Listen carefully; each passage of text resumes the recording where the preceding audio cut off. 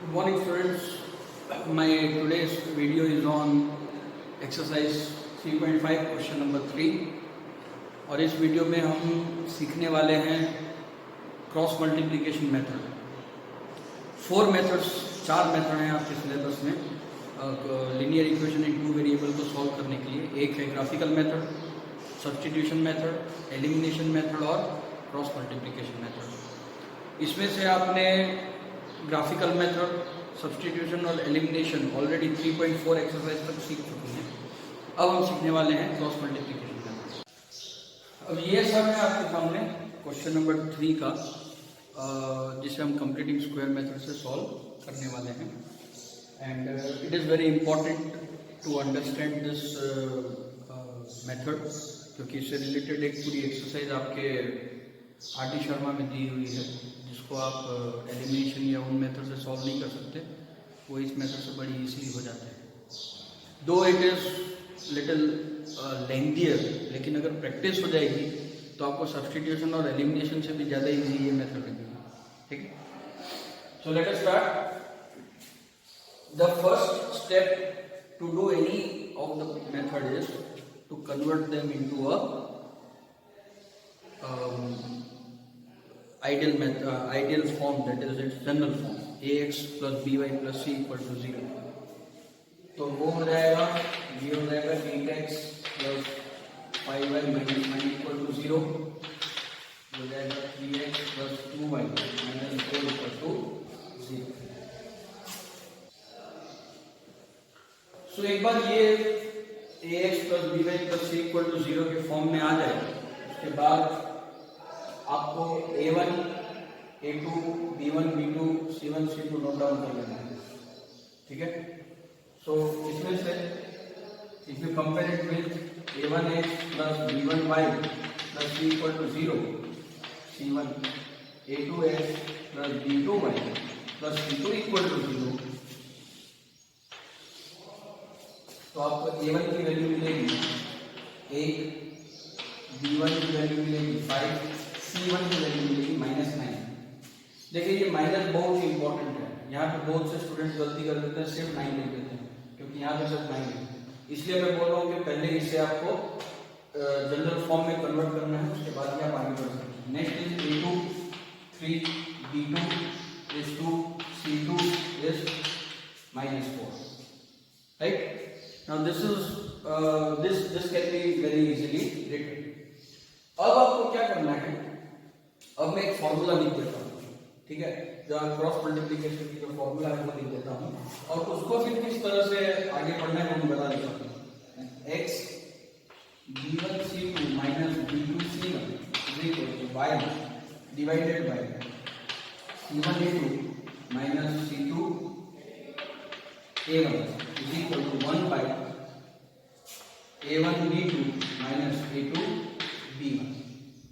ठीक है, ये फॉर्मूला है जिससे आपको क्रॉस मल्टीप्लिकेशन सॉल्व करना है।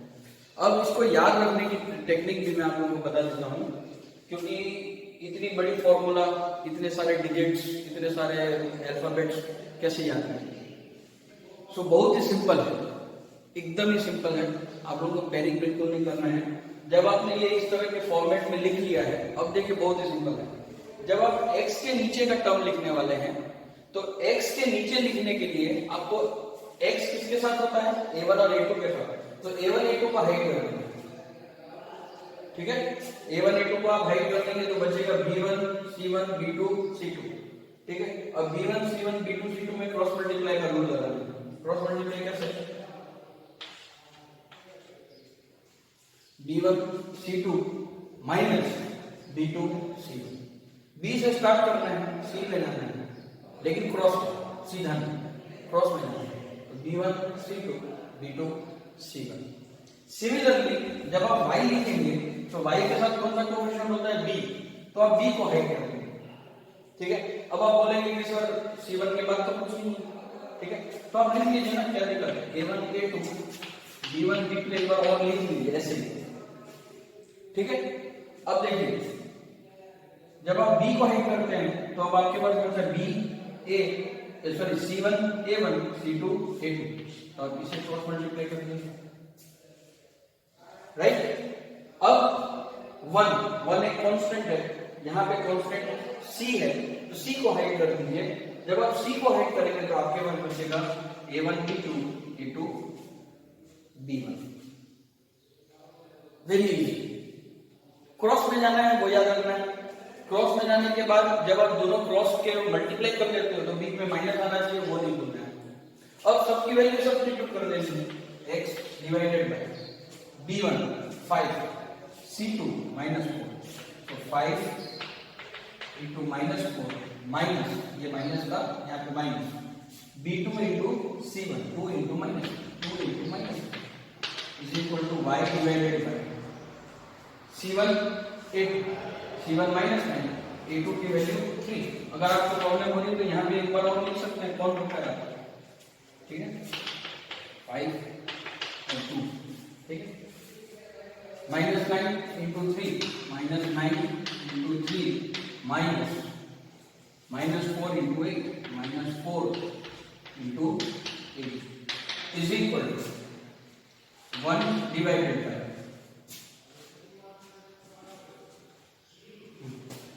8 into -2, 8 into 2 minus 3 into 5, 3 into 5. Done? So, अब simple multiplication,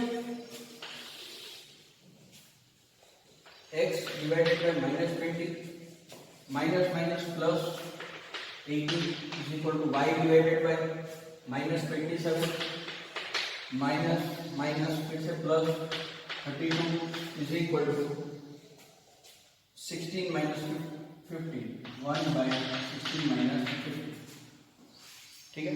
अब इसे सॉल्व कर लेंगे, x divided by -2 is equal to y divided by 5 is equal to 1 by 1। यहां तक हो जाने के बाद x के साथ कांस्टेंट, y के साथ कांस्टेंट, ठीक है, x by -2 is equal to 1 by 1, तो x इक्वल टू -2, वैसे y के साथ कांस्टेंट इज इक्वल टू 1, तो y इज इक्वल टू, क्योंकि यहां पे हमें क्रॉस मल्टीप्लिकेशन करना है, क्रॉस में मल्टीप्लाई करना है, इसीलिए इसका नाम पड़ रहा है क्रॉस मल्टीप्लिकेशन मेथड, ठीक है।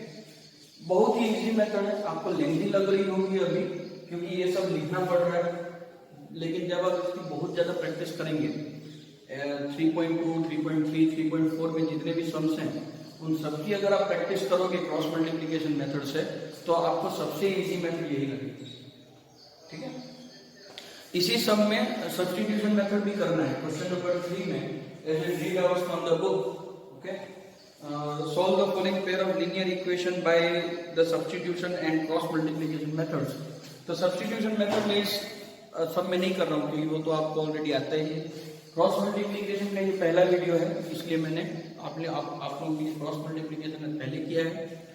3.3 का क्वेश्चन नंबर 1, 3.4 का क्वेश्चन नंबर 1, 3.3 में 3 सम थे, 6 सम थे, 3.4 में 4, 3.4 के क्वेश्चन नंबर 1 में 4 सम है, टोटल 10 सम्स हुए। वो 10 सम्स हमने मैंने आप लोगों को बोला था ग्राफिकल मेथड से भी करना, सब्स्टिट्यूशन मेथड से भी करना और एलिमिनेशन मेथड से भी प्रैक्टिस करना उसकी। और अब मैं आपको बोल रहा हूँ क्रॉस मल्टीप्लिकेशन से भी अच्छे से प्रैक्टिस कर लीजिए।